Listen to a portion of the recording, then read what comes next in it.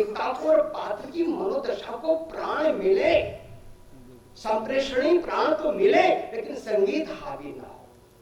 और एक जद्दोजहद के बाद, 10 दिन की लगातार जद्दोजहद के बाद रवि भाई ने जो संगीत तैयार किया, आज भी रोंगटे खड़े होते हैं हमारे पृष्ठभूमि में जो उन्होंने संगीत दिया। मारे थपेड़े गरीबी का सागर, मारे थपेड़े गरीबी का सागर, हैया हैया। बीच में जो खाई बना दी उन्होंने, सन्नाटे की जो खाई बना दी, ऑडियंस अपने पूरे स्पंदन के साथ आगे की बात सुनने को तैयार हो गई। संगीत सुनने के लिए नहीं, आगे के स्पंदन को महसूस करने के लिए तैयार हो गई। ये बात हमने देखी। लेकिन इसके अलावा भी मैं आप लोगों के चेहरे की चिंता पढ़ रहा हूं। अब मैं बात आती है यथार्थवादी संगीत नाटक में बिना कोई अलग प्रयोग किए पृष्ठभूमि से जो संगीत दिया जाता है, उसकी बात करता हूं। उसी में आजकल बड़ा घालमेल हो रहा है। घालमेल क्या हो रहा है कि जो लोग कंप्यूटर की भाषा के मास्टर हो गए हैं और कंप्यूटर से लेकर जो लीनियर कनेक्शन जो स्पीकर तक होता है उसकी टेक्नोलॉजी के मास्टर हो गए हैं, वो संगीत के ऑपरेटर हो गए। नाट्य संगीत में म्यूजिक के देने वाले ऑपरेटर हो गए। तो ये बड़ी चिंता का विषय है। मैंने अपने जीवन में ये समझा है कि अब में बात आती है वो कौन सा संगीत देंगे, न गाना उसमें न कुछ, तो कौन सा संगीत देंगे।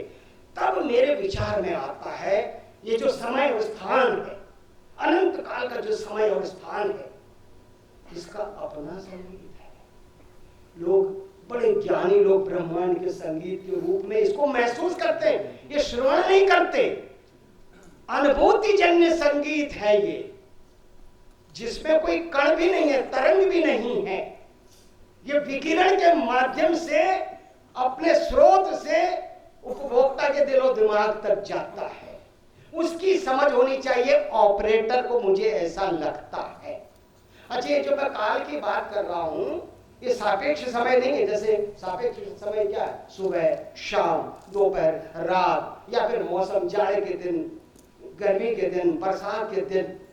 इसके अलावा भी एक निरपेक्ष सत्ता है काल की। जो मंच हमारा आता है वो निरपेक्ष स्थान है और एक काल है जिसके बिना कोई अस्तित्व है नहीं। उसका एक अपना स्पंदन है। सबसे पहले इसको समझा जाना चाहिए, मुझे ऐसा लगता है। सबसे उसके बाद उस काल और स्थान में होती है चेतना।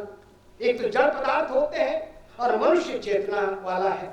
और चेतना वाला जो ये मनुष्य है, ये निर्जीव टेक्स्ट में से जो निष्प्राण भाव और विचार है उसको अनुभूति जन्य माध्यम से, अनुभूति के माध्यम से भाव और विचार में बदलता है, जीवंत भाव और विचार में बदलता है। उस भाव और विचार को समझने की आवश्यकता है ऑपरेटर को। मैं अब यथार्थवादी नाटकों में केंद्रित होकर बात कर रहा हूं, क्योंकि रंगमंच में संगीत विधान का औचित्य और दर्शन ये बताना जरूरी है।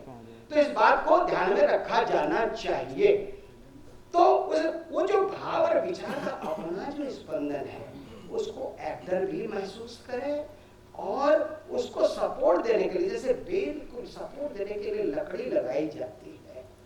बेल को पेड़ नहीं बनाता है, वो लकड़ी लगाता है। उस तरह से म्यूजिक ने उसको सहारा देना है, वो हो जाता है। नहीं तो आमतौर पर क्या होता है, थोड़ा इधर आ जाऊं, क्योंकि कल बात हुई थी यथार्थवादी शैली में भी कोई नाटक पूर्णतः यथार्थवादी नहीं हो सकता।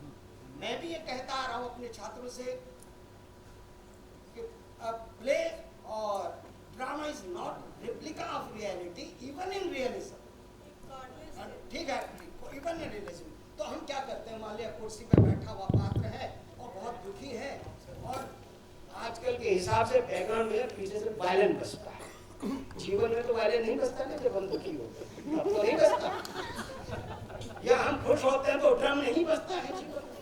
तो इसका अर्थ हम वायलिन कैसा बजा लेते हैं और ड्रम में कितनी तालें हम जानते हैं, ये ऑपरेटर दिखाने लग जाता है, या उसने क्या क्या कलेक्शन किया वो दिखाने लग जाता है।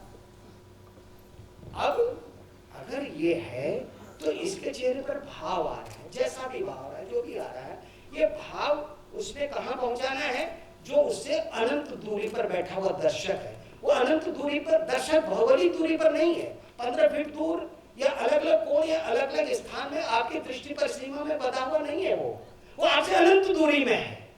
आपको उसका मन और मस्तिष्क बिल्कुल अलग है, जहां आपके और उसके बीच में कोई तार नहीं है। तो ऐसे व्यक्ति को, और ना वो हमसे उधार लिया है इसलिए देखने आया, उसकी कोई बाध्यता नहीं है नाटक देखने की, कि हमने कहा कि आ जाना, आपका उधार माफ कर देंगे तो आ जाना, ऐसा तो नहीं है। तो उसको प्रभावित करना है, उसकी चेतना को स्पंदित करना है, और स्वाभाविकता से, सब आडंबर के साथ नहीं, स्वाभाविकता से। तब अभिनेता को भी म्यूजिक लेना आना चाहिए और ऑपरेटर को म्यूजिक देना आना चाहिए। ऐसा मैं कहता आ रहा हूं कि मैं अपने प्रकाश वालों से भी, अपने मेरे जो साथी गण हैं ये भी, कि चलते नाटक में यही दोनों डायरेक्टर होते हैं और कोई नहीं होता। एक नाटक के चल रहे मंचन में म्यूजिक ऑपरेटर और प्रकाश जो लाइट ऑपरेटर है वही डायरेक्टर है, उन्हीं के हाथ में सब कुछ। तो उनकी जिम्मेदारी कितनी बड़ी है, तो टेक्निकल ज्ञान ना बखारा जाए। ठीक है, इसी प्रकार से दूसरी बात मैं क्या कह रहा हूं, माफ करना कुछ लोग मेरे दोस्त मेरी बात को हंस रहे, माफ करिएगा। तो दूसरी बात मैं क्या कहने जा रहा हूँ, कल बात की थी संवाद में भी संगीत होता है। अरे भाई क्यों नहीं होगा, वो जो शब्द पैदा हुआ है वो हमारी चेतना के स्पंदन से, किसी बाहरी या भीतरी रासायनिक प्रक्रिया से भाव और विचार का जो परिवर्तन हुआ है, वही तो आपकी गति है, आपका जेस्चर है, आपका शब्द है। और जब स्पंदन है तो संगीत तो है ही है। और तो लोग क्या करते हैं, चाल में, जेस्चर, पोस्चर में भी उस अंतर्निहित संगीत का आभास नहीं कर पाते। वो केवल शरीर को मंच पर एक जगह से दूसरी जगह पर पहुंचाने के लिए मूवमेंट लेते हैं।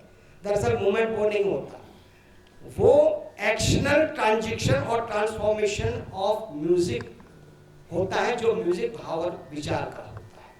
तो अब मैं बात को समाप्त करता हूं, क्योंकि मैं सोच रहा था ये सारे विषय पर तो मैं बोल नहीं सकता, जो आदेश पांडे जी ने दिया, जोशी मैम ने दिया, और हमारे पंजाब से आई प्रीत मैडम ने दिया, और कल जितना हुआ वो सब आप लोग के अध्ययन का, शोध का परिणाम है निरंतर। लेकिन मेरे अपने एहसास की बात बता रहा हूं कि अगर रंगमंच में संगीत विधान की बात करें तो पता करें क्यों और कैसे, उस पर मैंने प्रकाश डाला है। धन्यवाद।